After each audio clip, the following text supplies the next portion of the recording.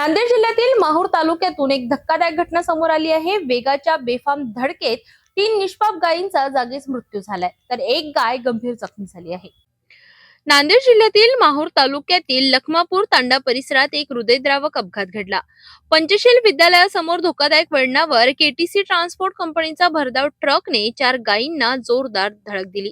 ही धडक इतकी भीषण होती की 3 गायींचा जागीच मृत्यू झाला, तर एक गाय गंभीर जखमी होऊन तरफडत पडली होती। या गायी लखमापूर येथील शेतकरी संजय कुंदन जाधव यांच्या मालकीच्या असल्याची माहिती समोर आली आहे।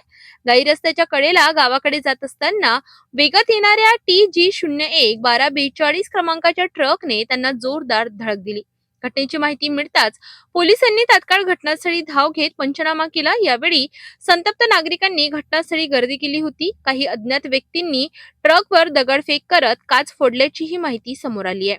माहूर सारखणी राष्ट्रीय महामार्गावरील धोकादायक वळणांमुळे अशा प्रकारचे अपघात वारंवार होत असल्याची तक्रार स्थानिक नागरिकांनी केली आहे।